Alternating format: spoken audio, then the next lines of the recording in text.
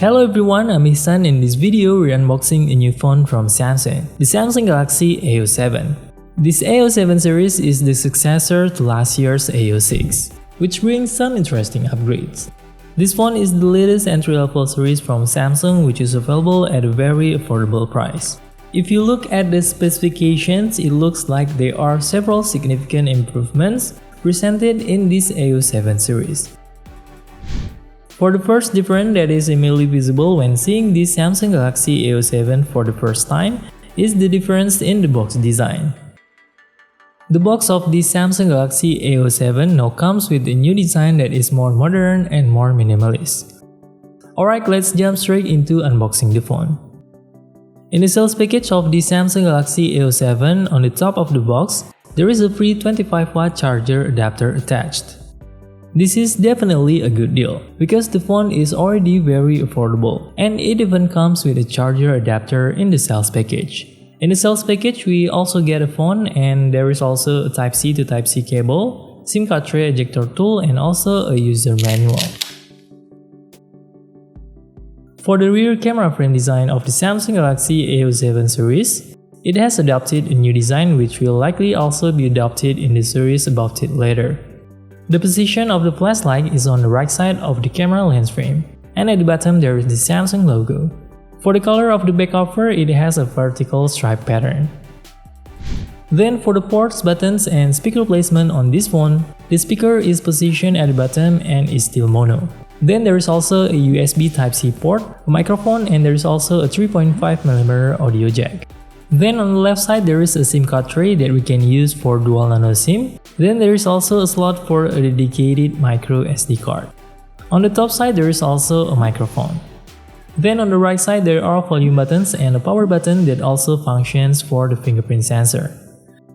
Okay, now let's turn on the phone. And this is the default home screen of the Samsung Galaxy A07. Right from the home screen, you can see that the Galaxy A07 is running the latest One UI 7 based on Android 15 straight out of the box. And interestingly, this phone is guaranteed to receive software updates for the next 6 years. So you'll continue to get the latest features and updates on this phone for the next 6 years. Then for the display, the Galaxy A07 has a 6.7-inch display, but the resolution is still only HD+. However, for the refresh rate, it has come with a fairly smooth refresh rate of 19Hz. The bottom bezel on this phone is still quite thick, similar to the previous A06 series, which is already expected for a phone in this price range. Then for the front camera, it comes with an Infinity U notch design. Next, let's check the storage capacity used on this phone out of the box. For the storage already taken by the system is around 14.5GB for the system, 8GB for pre-installed apps, and 1.7GB for several other files. And here some of the pre-installed apps can also be uninstalled to free up more storage if you don't need them.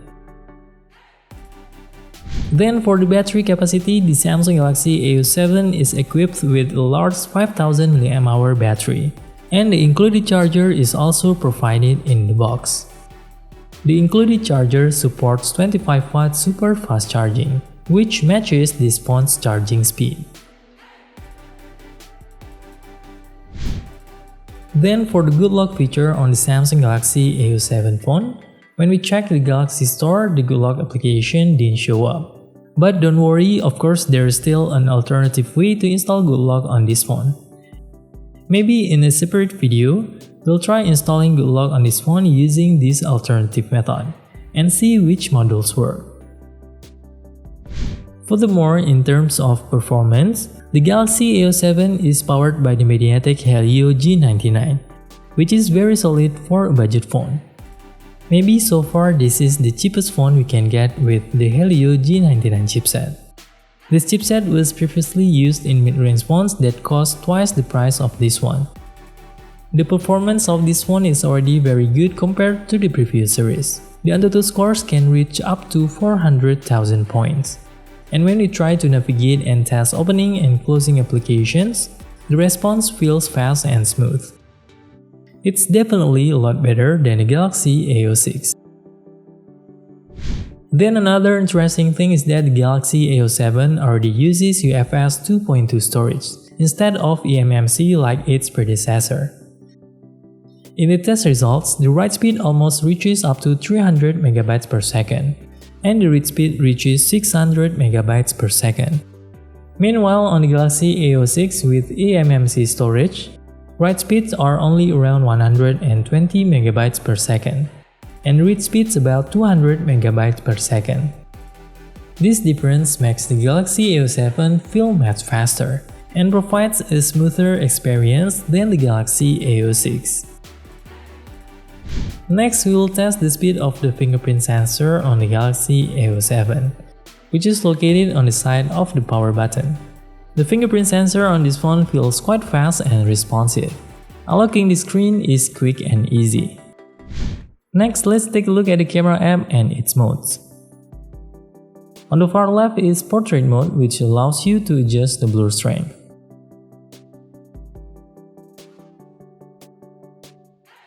To the right is Photo mode, where we can zoom from 1x all the way to 10x.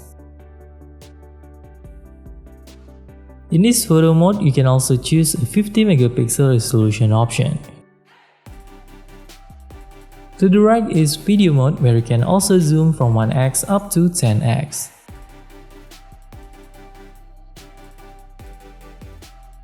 In video mode, the maximum resolution that can be recorded is Full HD 30 fps. And you can switch between Full HD 30 fps or HD 30 fps. Furthermore, in the More menu on the far right, you also find modes such as Night, Food, Panorama, Slow-Mo, and Hyperlapse. Now let's take a look at some photo and video samples taken with the Galaxy A07. Here you can take a look at the camera quality for yourself, but don't expect too much from the camera quality of an entry-level phone. The quality is still pretty standard, but the results are good enough for a budget phone.